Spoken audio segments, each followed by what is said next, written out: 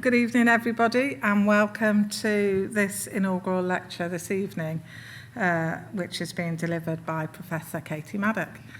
I'm absolutely delighted to welcome you here and to really hear, what Katie's got to say. And in particular, I think, I know we're going to have a fabulous time. We'll have a very dynamic and enlightening session with Katie.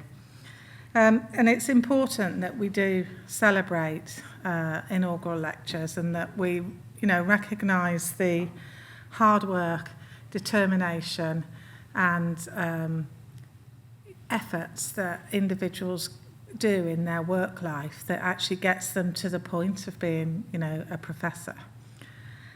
So I just want to say a little bit about Katie. So she grew up in Shropshire and decided to become a pharmacist at the age of 14. That's quite good that she knew at that age. She was the first member of her family to attend university and graduated from Sunderland University in 1992 with a BSc Honours in pharmacy. She completed her pre-registration training at the Royal Shrewsbury Hospital in July 1993 and acted as a relief manager for Lloyd's Pharmacy from registration in August 1993 to October 1993, when she began work as a basic grade pharmacist at the Dudley Group of Hospitals. In 1996, she moved to Walsall Manor Hospital as senior clinical pharmacist, and in 1988, she became the first NHS-funded hospital teacher practitioner in a joint post between 5 NHS Trusts and Aston University. In November 2001, she, having become very confused as to which junction of the M6 to exit at each day, that's such a Katie saying, isn't it? She moved full-time into academia as a teaching fellow at Aston University, beginning her PhD studies at the same time. In 2007, the opportunity arose to join the new School of Pharmacy at Keele University as a lecturer in pharmacy practice, where she has remained ever since. She has moved up the academic ladder on an education and scholarship pathway, becoming head of school in 2018 and professor in 2021. Her passion is for pharmacy and pharmacy education, particularly creativity in education and how technology can enhance this. So without further ado, can I invite Professor Katie Maddock to talk to us about creativity in education.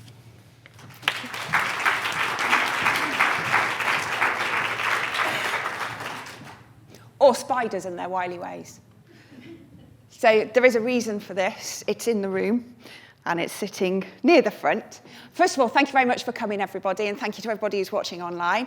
It's really, really nice to see that staff have exactly the same behaviour patterns as students. So I can't see any of you here, and the house lights aren't up, so I can't see any of you at the back either. So spiders and their wily ways.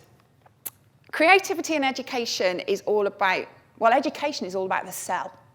We have a product we are selling to people. And education is that selling process. I don't think people really view it in that way, but I do. We are judged on how we sell ourselves to our students and therefore how our students learn from us. So this was a hook. It also hooks into the other theme of this presentation today. But the hook was from my husband, David, whom I absolutely adore, and he knows this, but very reluctant to participate in anything to do with my working life whatsoever. And this was his idea for the title for the talk. So I figured if I called it Spiders and Their Wily Ways, he would come. And to be fair, he has. I've also got my mum in the audience, but I'll talk about my mum in a little bit. But actually, this presentation has 3 titles. That's the first one. The second one is the boring one that I had to put out, creativity in education. Somebody says, oh, what are you going to talk about? Talk about creativity in education. But then when I started to sit down and write what I wanted to say, it turned from being here's creativity in education, here's all the wonderful stuff you can do, et cetera, into a real rant about that, okay? Because what I feel very, very strongly is Education is a selling thing. You have to get out of your comfort zone. And our students have to be encouraged out of their comfort zone. So 3 titles in, I'll kick off. Being comfortable is probably the biggest barrier to active learning. If you're comfortable, you're sat there, things are happening, things might drop into your lap, something serendipitous might happen, but you're not actually out there actively changing your life, actively doing something. So this is why getting out of your comfort zone, to me, is really important. And then when I sat down and thought about it, I thought, actually, it is the story of my life. So I'm going to bore you rigid now for the next 40 minutes with the story of my life and how being uncomfortable has helped. So a little bit of history. I have deliberately not included any childhood photographs because they're not relevant. This is the first time I felt truly uncomfortable. And this was, in case anybody doesn't know, this was the brand new uniform for Little Chef in 1988. And prior to this, the Little Chef uniform had consisted largely of a dark blue sack, which you kept in place by tying a little white pinny around your waist, and you had a headscarf that was a proper triangle headscarf that you rolled over at the front and you tied it at the back of your head. Not a job for anybody who felt like they needed to be glamorously dressed, and actually that's been through my career. It's when I got into hospital practice and went into aseptic services. Also not a job for those that wish to be glamorous. But this is me in 1988, outside Mallows Close in Alveley, where I lived at the time. The Little Chef was 5 miles away down the road, and I relied entirely at this point on my mum to take me there and fetch me back. And shifts could be 6 o'clock in the morning, or that's a start, because we had fishermen, and fishermen liked breakfast, but they didn't like breakfast. What they liked is a liver and bacon grill at 6:30 in the morning. If that doesn't teach you resilience, I don't know what will, because cutting liver up at that time of day, not fun. But the shifts could also be 10 o'clock at night. The other thing about working at the Little Chef is it really, really developed team working without us even thinking about it. We were one of the busiest chefs in the region. We were on the holiday route from Wolverhampton to North Wales. David worked there as well at the same time. On a bank holiday, we could have a queue out of the door for 2 hours for people wanting a meal at the Little Chef. And the 16, 17, 18-year-olds who ran the place used to sit there and think, why? Why are you doing this? We know what we're cooking. It is 90% deep fried, and the bits that aren't deep fried are microwaved to hell. Why are you doing this? But people would. They would wait for 2 hours. 2 hours, they could have been in real eating chips. Life would have been much better for them. But that place ran like clockwork with that group of 16, 17, 18-year-olds, because what we were very good at is working out what we could do and who was good at what. So we had very talented people who could man the grills. We had very talented people who could do the beverage station. We'd got very talented people who could sell peas, which I am not at all bitter about. And I'll come on to that in a second. But also, we were very good at apportioning work. Nobody felt that anybody else wasn't pulling their weight. Taught us a lot. Taught you resilience, because you used to get complaints, you used to get people shouting at you. Again, being 16, 17, 18 years old, most of the time it just went straight over our heads. We couldn't care less. But it taught you that customer service, how to put on that smile, that act, that sell. Coming back to the selling and the peas. So there was a competition one summer for each branch of Little Chef. Peas were a new thing. They were green, they were healthy.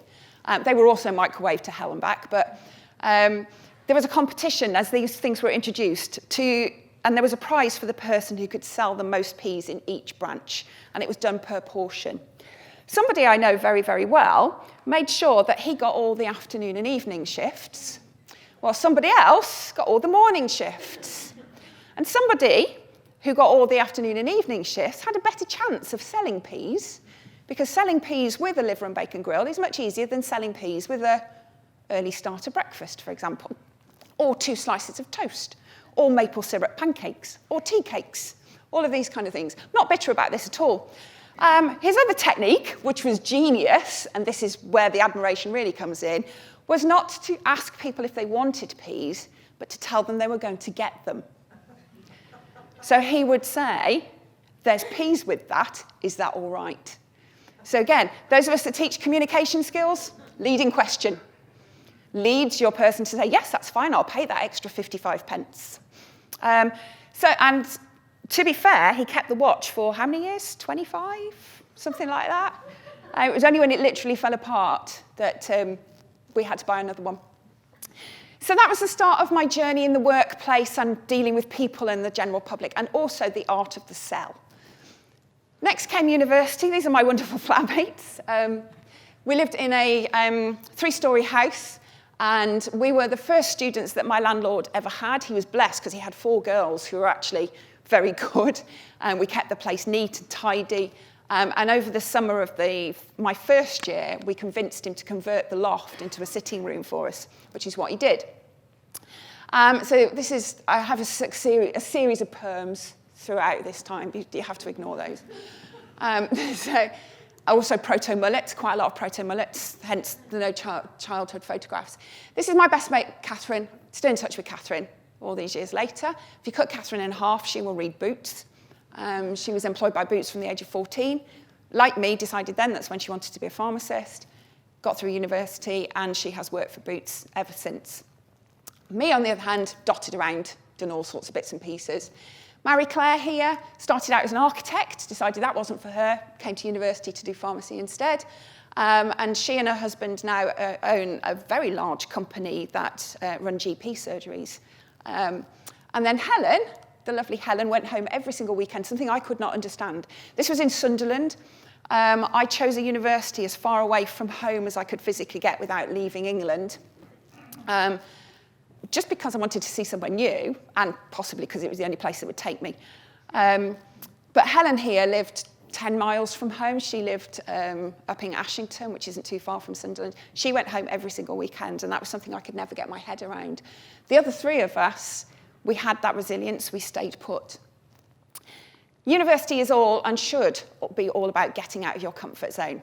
We were in a new place, all of us in a new town. We were living in a house together. That first year I was with Marie-Claire, we were cold, we left the heating running. We didn't realise at that point that heating equals gas equals money. And so when the bill came in from our landlord, we got quite upset about it. And that's when parents are wonderful, because you get on the phone to parents and say, I've got a gas bill of about £1 million, what am I going to do? And fortunately, they coughed up. But we learned about jumpers very quickly from that point of view. It was a wonderful time for getting out of our comfort zone. We walked everywhere. It's going to sound like the cobbled streets of Sunderland, but we got up early. We never missed a lecture, genuinely never missed a lecture. We walked everywhere. We did everything together. We got comfortable with each other outside of our comfort zones. But we also did this kind of stuff, and this is the stuff that I'm disappointed about these days that students don't do.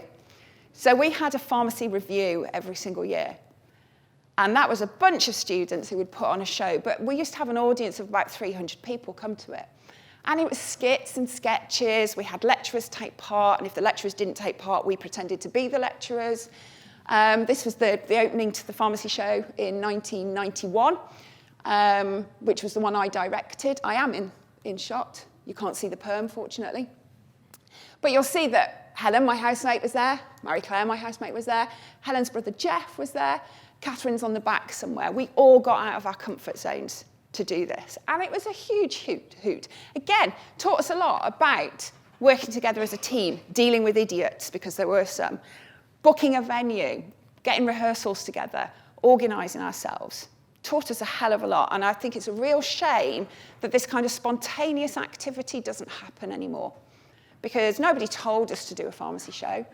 It was just a thing that happened, and we kept the tradition up and kept it going, sadly, on its last legs. So before I go to the very end of this story, a little bit about the bits in between. So I graduated in 1992. I had my degree in pharmacy. I had achieved, actually, my life's ambition by that point. That's all I wanted to be, was a pharmacist. Didn't really know where it was going to take me, what I was going to do. I started university by very firmly telling my personal tutor that I was going to be an industrial pharmacist. That's what I was going to do. It's the only sector I've never worked in, so just goes to show, doesn't it? Pre-reg in Royal Shrewsbury, again, a wonderful time, out of my comfort zone. but curious. I was allowed to go and see things. I had a wonderful boss, Roger Skews, who just let you go and do things. So enabling people is another way of getting people out of their comfort zones. And you've got to be comfortable enough to do that yourself. You've got to be comfortable in what you're enabling. And he was great. He was genuinely great. If I fancied going to see something, do something, he used to help me make it happen. But it had to come from me. He didn't organise it for me. But he was a real enabler. I then did 4 months relief for Lloyds, and that's because in 1993, we had one of these rare things, which was a glut of pharmacy graduates and no jobs. And I think I went to 26 interviews for basic grade pharmacists across the whole of the UK. I did not care where I worked. I really didn't. Mum took me down to an interview in Cardiff. We got stuck on the A49 on the way down, so I was 3 hours late for it. I've been to Stoke Mandeville. I went all the way out to Ipswich. I went all the way up north. There were very, very few parts of the country I didn't go to. Shrewsbury hadn't got any jobs. That's why I didn't stay there. And I ended up working for a fabulous, again, another great enabler, a guy called Ron Pate. Now, that some of you in the audience will know Ron, because Ron used to work with Keogh. He was involved in the medicines management department. He was a brilliant boss because, again, he was one of these people who was too busy to do things himself. So he was quite happy if somebody else wanted to do it for him. You just had to learn how to manage him. And that was the skill with Ron. Ron liked to think that things were Ron's idea. So once you'd worked out how to make something Ron's idea, you could usually run with most things. So the trick was to write 2 documents, one that was a bit rubbish, and the other one was the one that you wanted. And you used to give Ron the bit rubbish one, and he would comment on it for hours. He would love it. It would come back covered in red pen. You would then go, that's nice, thank you very much, and then 2 hours later give him the one that you wanted. He would not look at it because he trusted that you will have done what he said you were going to do. And that was, again, very, very enabling. There were a whole bunch of us used to work like that. We got policies and all sorts of stuff through. The brilliant thing about it was he would then back you to the hilt. It doesn't matter whether it was the document he wrote or somebody else wrote. He would back you to the hilt. And that's another powerful enabler for putting people out of their comfort zone, knowing that you've got their back. And he was excellent for that, Ron. Ron was also brilliant for something else that I'll talk about very briefly in a moment. He was the one that created that first NHS teacher practitioner. And that's because in that flip space between me graduating and me becoming a basic grade, the workforce need actually turned over. And community pharmacy started paying huge wages at the time. It wasn't uncommon to be able to get into a job the equivalent of about 60 grand today, straight out of university, straight out of pre-reg. And the secondary care sector, being pinned to an NHS pay spine, couldn't match it. So what Ron did was created with 5 NHS trusts. So there was Dudley Group, Walsall Manor, Sandwell and Dudley, Wolverhampton and Burton. They all pulled together to pay for a teacher practitioner. And I came to work on a Monday morning at Walsall. Sandy Harper, who was my manager at Walsall, had the job description under his arm. And I'd never known whether to take this as a compliment or not, but he gave it to me and said, you should do this. And again, that's been a bit of a theme. And I looked at it and thought, oh yeah, all right then, I'll have a go at that. So I applied, and I was successful. And I started work at Aston University in what's known as the fallow year, or just before the fallow year, when we moved from a 3-year degree to a 4-year degree. And that fallow year was a brand new 4th year. And they, unbeknownst to me, had employed me to write that 4th year. I had no educational experience whatsoever. I remember sitting at a desk in Aston University with a pharmacology textbook in front of me thinking, I've got 600 hours to fill. I've got no idea what's going on here whatsoever. And then basically making it up as I went along from there on in. And that's what I've been doing ever since. So, and it seemed to work, so I'm sticking with it. As Pauline said in my biography, 3 years later, it was very tiring because I used to work 2 days a week in an NHS trust and 3 days a week at Aston. So every Monday and Tuesday, I would be at a trust, but that trust would rotate once a month. So I'd do first week of the month in Walsall, second week of the month in Wolverhampton, third week in Dudley, 4th week in Sandwell. And I genuinely got to the point where I did not know which junction of the M5 or M6 I was supposed to come off that morning to go to work. It was genuinely confusing. So the opportunity to go full-time at Aston came up, so I applied for that and was successful. And that's when I started my PhD studies. And that's the final picture. So that's my PhD graduation. For some reason, I know not why, I decided 5 years was a good length of time to go without a haircut. So I've got very, very long, and the curls in that one are actually my natural curls. It's not a perm. And I look at it now and think, God, it was awful. Why didn't you have it cut? But I just thought it was a good idea at the time. That took 9 years, that PhD. 9 years. I got 2 years off for good behaviour because I was overloaded at work, and the rest of it was part-time. And I'm very sorry to my colleagues in the room, because I am going to sound like a fuddy-duddy, but I got no protected study time to do that at all. I had to do it in my own time, and I had other stuff going in my life at the same time. And in the 6 months leading up to my submission, I had a chronic disc problem, and I remember writing my discussion in the fetal position on my lounge carpet because I couldn't actually stand up. So that's how bad things were. I ended up having back surgery to create the problem. So I do sympathise, and I really do empathise with people who do part-time study, but I'm sorry, I had it harder than you, and this is my opportunity to say this. So the sympathy valve runs out at points. So what am I? All of that thing, hopefully, has shown you this is the kind of person I think I am. I absolutely hated this part because I had to sit down and write about myself. I really didn't like it. I know I'm resilient. I know I'm not normal. I couldn't put not normal on a slide because it's not a politically correct term, so I've put conventionally unconventional. I am creative, and I'm very, very passionate about my profession. Always have been, always will be. But how did I get there? Well, the unconventional bit. At this point in these presentations, it's often the convention for a person then to say, and I have this wonderful family network that supports me, and I've got 6 delightful children, and 16 brothers and sisters, and some wonderful aunts and uncles. I have a very unconventional family, so I'm not going to talk about my family for reasons. But I want to pull out the key members. So we'll start with this dashing gentleman here. Very handsome. Although I'm biased because that's my granddad. That is Cyril Wiggins in 1947, Mom? Was it just before you were born or just after? About 1947, in his D-Mob suit. So Grandad went to war. Grandad signed up for war in September 1939. Because of his eyesight, he couldn't fight. He was put into the service corps. He'd come out of the Great Depression, and the key thing about Grandad is he was clever, properly clever. At the age of 14, he passed his 14 plus, was told he could go to grammar school, went home, told his mum. His mum said, no, you can't, we can't afford the uniform, you're going to work. And that was the end of his educational career. That didn't stop him in the slightest. He was clever. He was a genius engineer. If Grandad couldn't fix it, it wasn't worth fixing, genuinely. And going into the army taught him all of the skills that he needed. But some key things you need to know. So, Grandad was an enormous heap of fun. He really was. He got funnier and funnier as he got older, because when he got older, he got deaf, and that became a weapon.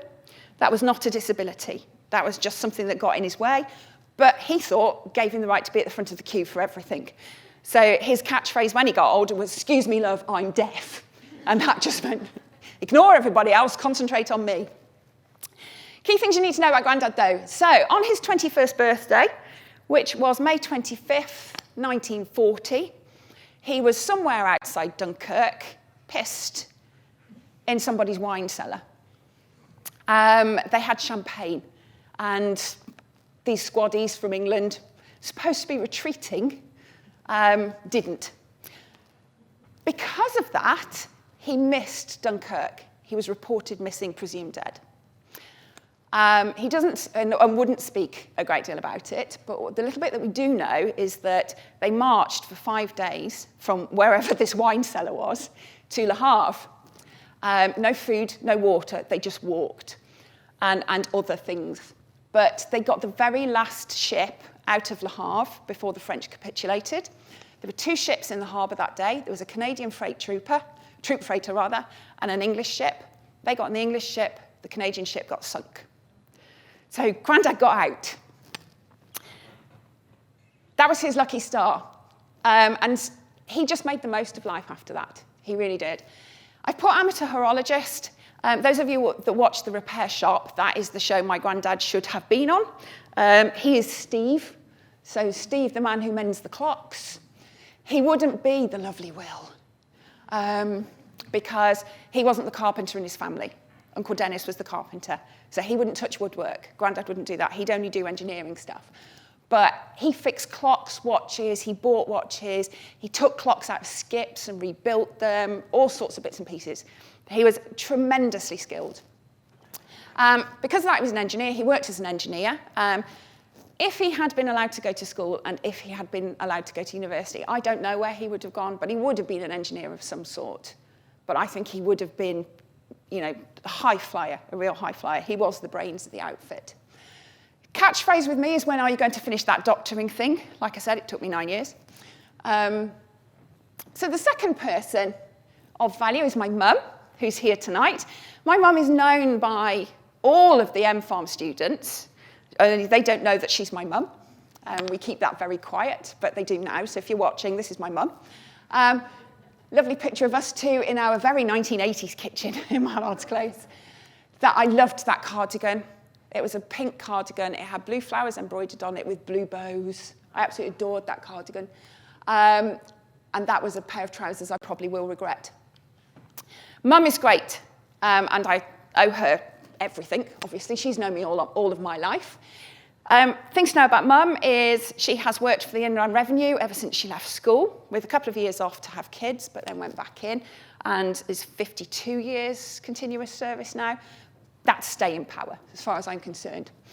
The key thing about Mum is, if you go to the theatre, which I do with my mum, is she can be relied upon at the end of Act 1, when the lights go up and the curtain comes down, to go, ooh. No matter what you're watching. Oh, didn't see that coming. Well, you'd hope not. She's always good for a laugh. 2 anecdotes, one for tonight. So at the weekend, my weekly phone call to Mum, I said, what are you doing this week? Oh, I'm giving my inaugural lecture on Wednesday night. Quote, I would have thought I'd got an invitation to that. Unquote, you did 3 months ago. Oh, and we got to, ooh. So, second point on that was, well, it's a good job the WI cancelled their trip to Broadway, isn't it? I'd have hated to have made her choose. But she is always good for a laugh. And going back to the theatre, we went to see The Woman in Black. She's just got, ooh. So end of the first half of The Woman in Black, we got the, ooh. Start of the second half, the house lights go down. We always like to sit on the end of a row when we go to the theatre. And the actress playing The Woman in Black came from the back of the auditorium and walked towards the stage. And she was in black, in a crinoline, white face, brushed Mum's arm as she went back. And I've never seen anybody react quite like it in my life. Brilliant. Mum's provided tax advice for practically everybody, students included. And just a reminder, always double check your shoes. She'll know what that means. And then the third person who's been of great importance, because I've known him since I was 8, since January 26, 1979, in fact, is my husband, David. This picture chosen deliberately, because that is a fairly standard posture. I get that in the morning when he gets up, just before he goes to bed, whenever he does something. I think it's an acknowledgement of being human, but you get a lot of, wee, look at me. So David is an ideas taster. He's not a complete finisher, he'll admit that, but he's very much an ideas taster. And again, another talented engineer and mechanic. Those of you that know me know that we possess several mechanized vehicles. I think it's 9 at the last count, possibly more. And that's motorbikes between the two of us. Some of them work. Some of them are projects with inverted commas. So if you were to talk about David on a surface level, it would be, he's into bikes and he's a mechanic and he does racing and all this kind of stuff. Underneath it, he's one of the greatest enablers I know. He's incredibly self-confident, to the point where it's annoying.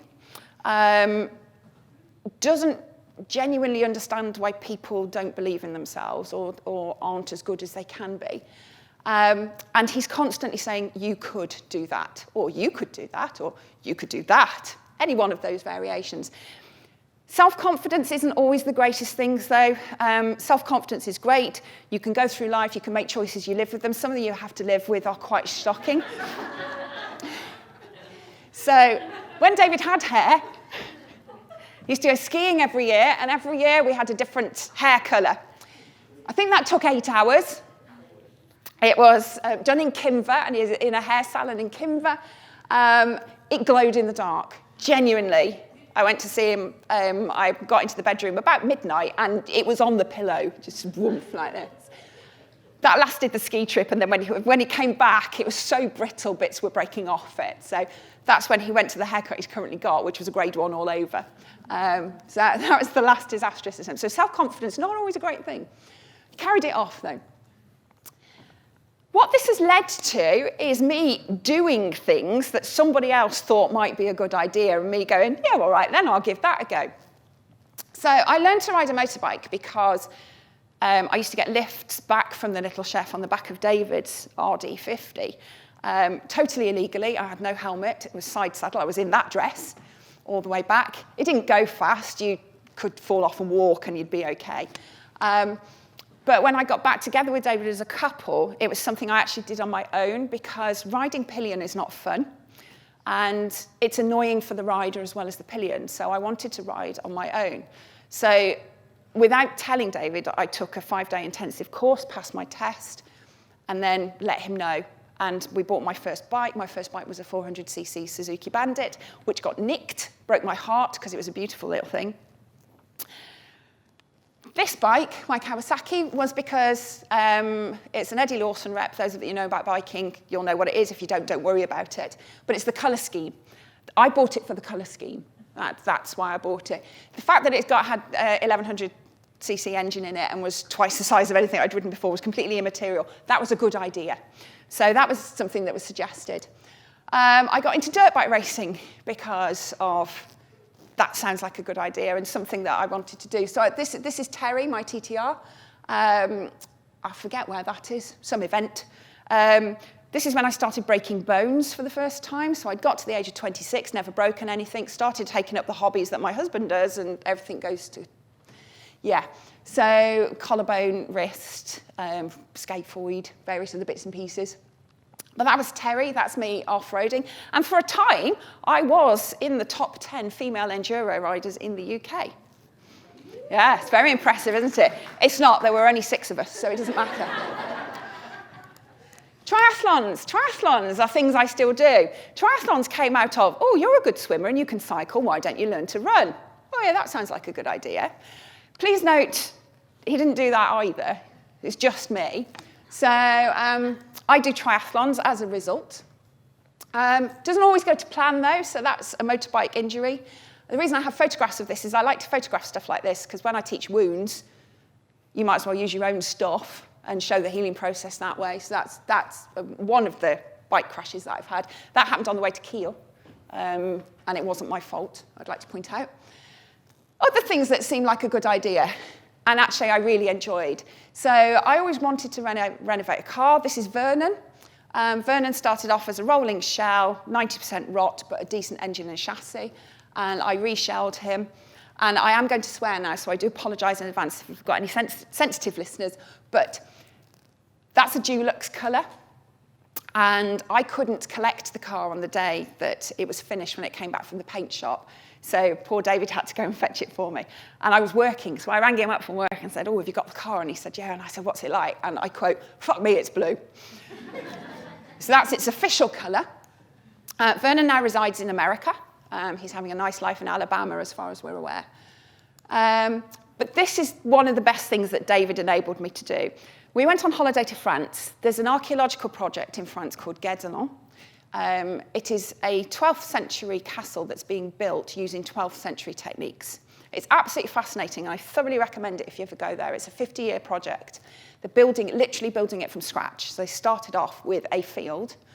They had to build all the artisan huts, because you can't start building something until you've got somewhere for your workers to live and work. And they've been building this castle from the ground up for over 20 years now. And it was fascinating. I got absolutely hooked on it. We got back home, and about a week later, Dave says, oh, you can volunteer at this. You should volunteer. Why don't you?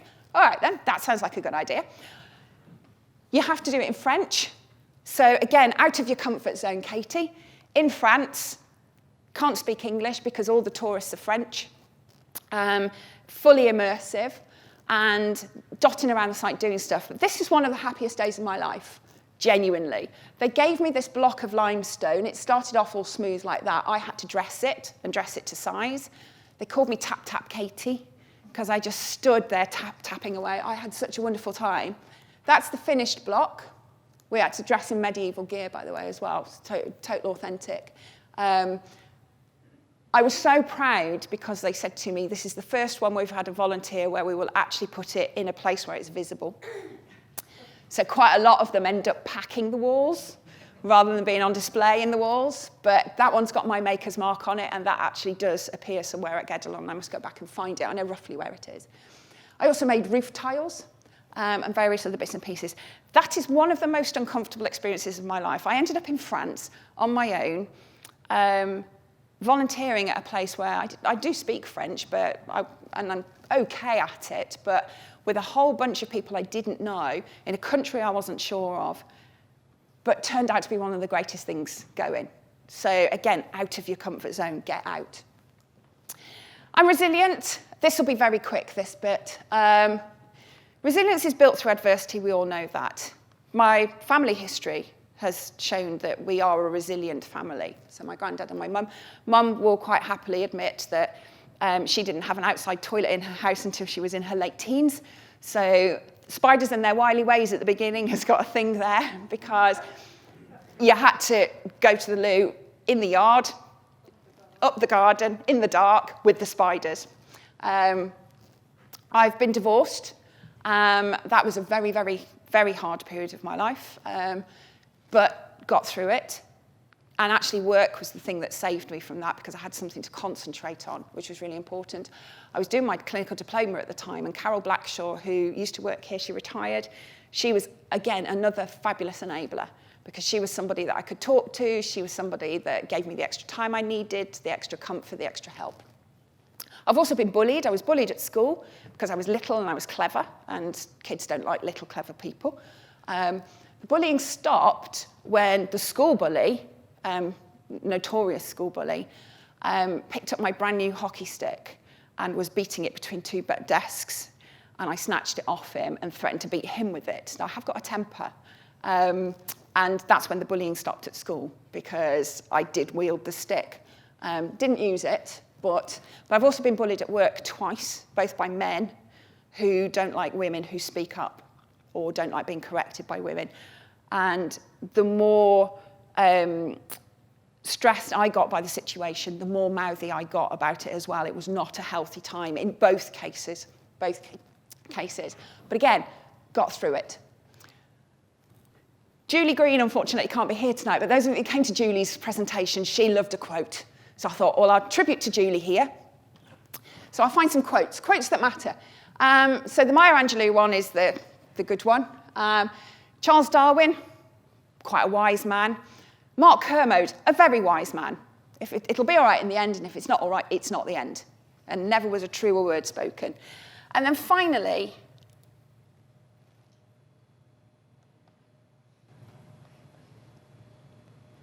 four words. This too shall pass. You having a rotten day? You having a hopeless day? This too shall pass. You having a great day? You feel on top of the world? This too shall pass. It evens out. Life is a big bell curve. No matter how dark, no matter how wonderful, this too shall pass. Do you find that difficult to believe sometimes? No, four words. This too shall.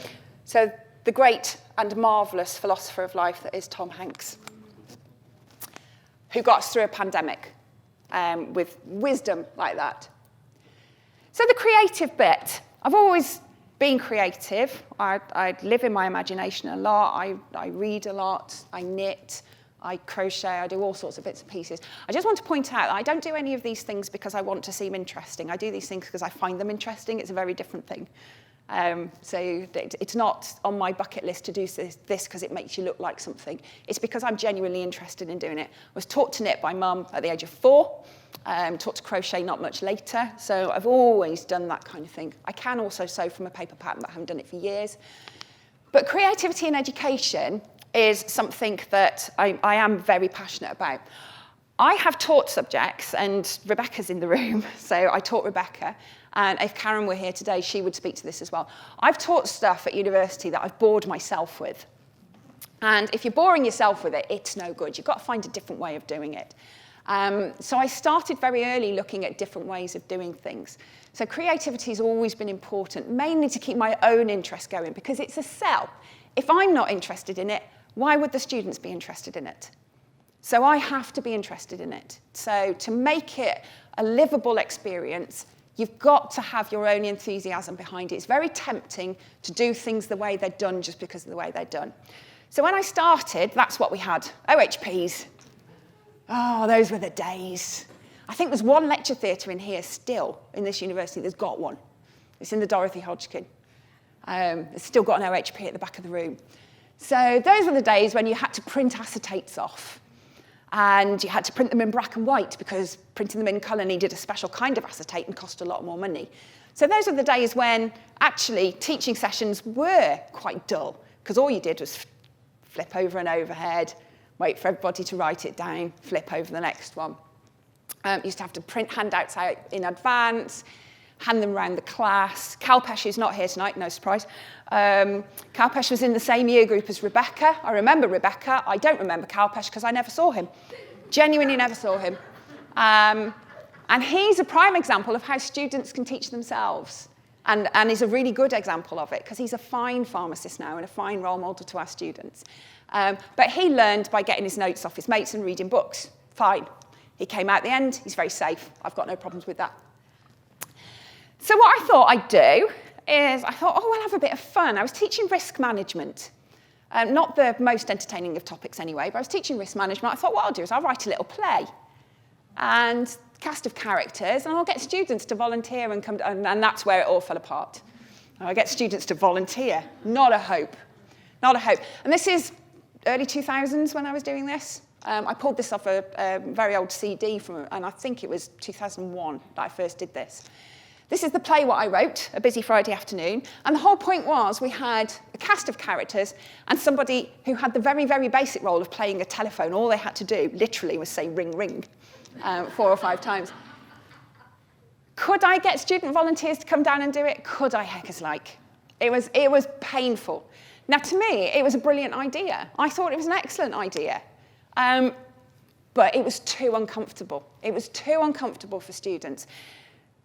Students, when they're at university, are very conscious of what other people think of them. And no matter what we say to them, it doesn't matter. You won't know these people in 20 years' time, and if they do remember you, it's not a bad thing. That, in the moment, isn't what helps them at all. So we have to think very carefully about creativity, about how we're creative. So what I did instead is I repurposed this about 15 years later and turned it into that, which is a cartoon. So that whole script I redrafted. This is something students actually find a lot easier to interact with because they can do it in groups, they can talk it through. It conveys exactly the same information, that's just it in a little bit larger. So that creativity, you can still be creative, you can still be engaging, but you have to think about what your audience will actually engage with, and you can't force them to do things, which we found with various other bits and pieces that we've done. I'm not the only creative person in the department. I'm really proud of my staff, because the staff in the School of Pharmacy and Bioengineering are legendary across the university for them doing things differently. And they've always done things differently, and that is brilliant. So some of the stuff that we're doing, we've got the virtual patient, which came out of a project from, again, 10, 15 years ago, which is now doing amazing things. I was a little bit annoyed about the week at Keele, just if anybody's listening. So the PCI project that was on the week of Keele's big splurge on the Keele website about it, that was us. Thank you very much for the acknowledgement. Didn't get mentioned anywhere in there. Big splash for physio. Nothing against physio, but we did it. So again, talented team of people doing that kind of stuff. I picked this particular thing, the ethical dilemmas paper that Maria and Simon have done, because this is using theatre, using drama teaching, taking students up to the theatre to do stuff. It's an amazing initiative. It's really, really good. And those students that get out of their comfort zone and participate do so well from it. The question becomes, how do we encourage students to get out of their comfort zone? Because that's the hard part. We know they will learn from this. We've got evidence to show that they will learn from it. But how do we get them out of that comfort zone so that they deal with feeling uncomfortable? Students can be creative too. So this is an assessment that I used to run, the first year synoptic. All sorts of submissions to this, some of them very dull. Some of them are just, oh, I'll do a patient information leaflet. But every year you'll get 3 or 4 that are really creative. So we've got a very handsome lisinopril over here. He's doing really well. Medical world tense after release of hypertension drug. Nice headline. This is a video. I love this. You can see the students' fingers in there. These were 2 plasticine characters on the end of lolly sticks, doing the most amazing interaction with the amazing hand-drawn thing. The key thing about it was they were having fun and they were meeting the learning outcomes that we were asking about. Some of the projects that we've had, we did have, and I couldn't find it, which was really annoying, but we did have one group do their synoptic project through the medium of interpretive dance. And that is filmed down at Keele Hall. We've had a simulated golf course, we've had a tray of cakes, we've had all sorts of bits and pieces. So when students genuinely can get out of their comfort zone, they are brilliant. It's, again, that question, how do we encourage them out of it? So these are the challenges that I see. I am coming towards the end. The big challenge we've got as educators is the Office for Students now. So the Office for Students are on our backs about quality of education. There's this big thing in government now about quality. So from this next little polemic, these are my views, not the views of the university, but what is value in education? Can somebody please define value for me? What is value for money? First thing up, students are not paying for this. Students are borrowing money from us as the taxpayers to learn. And then if they're lucky, they will go and get a job that will pay them enough, which means they have to pay it back. So yes, they are in debt, but they're not really in debt. We're in debt. They're in debt to us. Nobody really has that circular argument any longer. But trying to say to students, don't come up with me, I pay £9,500. You haven't. I've paid £9,500 for you to be here. Okay? So let's get over that one. And one of my colleagues, who isn't here tonight, famously retorted to a student, and if you don't pass this assessment, you won't earn enough money to pay it back anyway, so it doesn't matter. So we're being watched by the government. Are we delivering high-quality education? High-value education? What is quality? What is value? When you ask students, they give you the answer of what makes them feel comfortable. They don't see what we do, innovative, yada, yada, yada. It's out of their comfort zone. They don't like it. They don't want it. What they want is what makes them feel comfortable. Understandably. I love is coherent. I'm not sure what incoherent education is, but I think we should give it a go.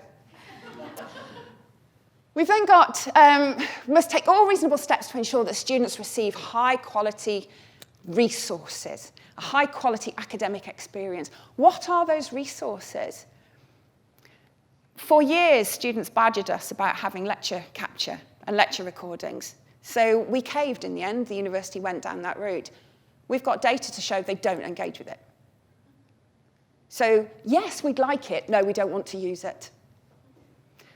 Resources are placements. For years and years and years, we didn't have many placements. Now we do have lots of placements. They don't want to go. So this is what we're up against. We're up also against the pandemic. So staff, students, everybody's knackered. It's become hard work. Very difficult to get people back on campus. Coming back to campus is uncomfortable. Sitting at home is comfortable. Not traveling is comfortable. So we need to get back out of our comfort zones. The big one is AI. So this is the, woohoo, everything is getting suddenly wobbly. And the big question is, what is normal now? But for me, I think the thing that's most distressing is this, because I think I get a sense of this is where we're actually at. Board, board, board, board.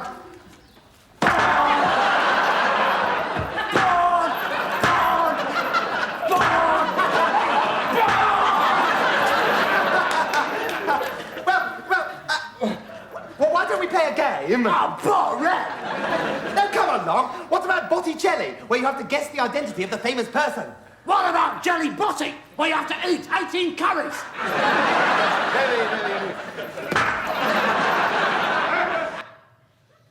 So I genuinely think that's where we're at. We're bored. So we've had a pandemic, we're all bored of that. We're bored with sitting at home, but we don't really want to come in. When we get in, we're bored with what we're doing when we get in because it's all a bit samey and yada, yada, yada. I've spent 6 hours on Teams today. That's boring. That's not what I want to be doing with my life at all. But to take us out of our comfort zone within the School of Pharmacy, this dropped into our lap. Just in case we were getting bored. You can't be bored when you've got to completely redesign your course and do what your head of school says, which is embed a whole load of placements that we probably can't get and probably can't make work, but we'll give it a go anyway. So that's where we're at with this. So these new standards for initial education of training of pharmacists have put our profession into a blind spin. The whole profession is now uncomfortable. The whole profession is uncomfortable. We've got students that are going on more placements that they're not comfortable doing. We've got members of staff having to completely redesign courses. It makes us uncomfortable. We don't know whether we can achieve what we're supposed to achieve. That's not comfortable. We're judged. We're being judged twice by the GPHC. That's a very uncomfortable experience. It's all very, very uncomfortable at the moment. And at times it gives me conniptions, and then at other times I think, thank goodness, because it gives us something to do. Something new, something different. Let's show what we can do. Let's take that discomfort and turn it into something good. We can afford to fail. It doesn't matter. If something doesn't work, put our hands up, say it doesn't work, change it. But you don't know it's not going to work until you actually do it. You can't just sit there and say, that's not going to work. You don't know until you actually try it. So we're in that experimental phase with this. And I'm very grateful to my staff because they are working bloody hard to make it happen for us. This is the geography of our placement circuit. This is where the students are going, oh my God. Okay, so like I said, students wanted placements. If you surveyed our current fourth years when they were first years, they would have said to you, we want more placements. We want to go out and see patients more. They don't, because they don't want to talk to patients when they see them, because that's difficult. It's uncomfortable. Don't know what to ask them. We'll just ask them how they are and see where it goes from there. But we've got a lot of students to place. We've got a big surface area in which to place them. And one of the most common things is it's too difficult to get there. I don't want to go there because I'm going to have to catch a bus or 2 buses. Or famously, one student, I'm going to have to travel in the dark, which, bearing in mind that we're in placement in December, is pretty much all of the working day. So, but how do we get our students to embrace the discomfort of going somewhere new, doing something different, and learning from that? That's a challenge for us. And it comes down to this. There's a lot of words on this slide, so don't read it all, please don't. But this is grit. This is, I think, my personal quality, grit. Perseverance. Working hard and persistently in search of a goal, because that's how you get to places. People without grit just give up. They'll find an alternative pathway, an easier, more comfortable pathway, but possibly not have the life experiences or the learning experiences or the richness that will help them develop. Grit is what we need. There's a lot of talk at the moment about growth mindsets. You can't do growth mindset unless you've got grit. So again, how do we make our students gritty? It's a challenge. Not everybody has it, but you can develop it. We've got to find ways of making things difficult in a safe way for students, so they learn to be uncomfortable in a comfortable environment. And that's what grit is about in education as I see it. I won't play this one, but if you want to, this is the clip of Vivian's head falling off. But it's a great clip because it shows the 2 classes of students we generally have to deal with. I will play the first bit, actually, because you'll see what I mean. So I love that clip. I love the clip for the end of it when Vivian sticks his head out the window and wonders why you shouldn't do it, and Train takes his head off.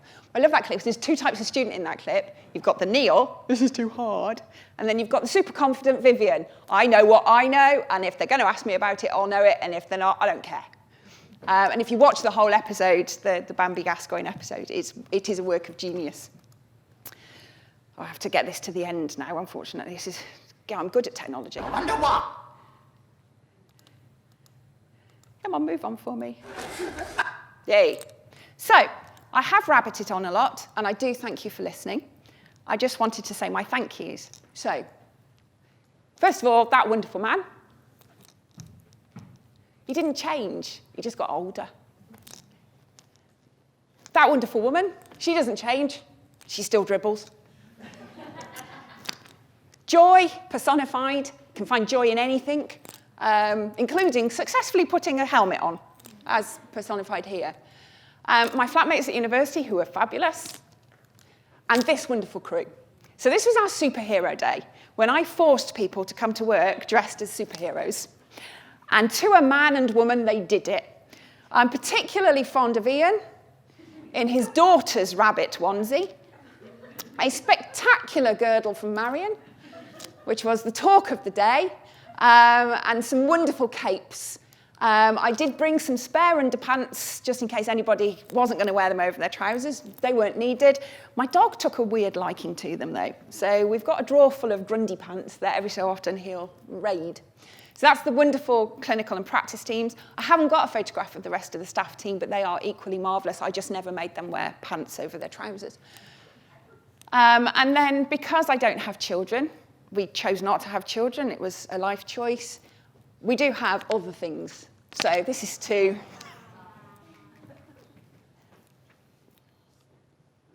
This is why the world goes to pot in the winter.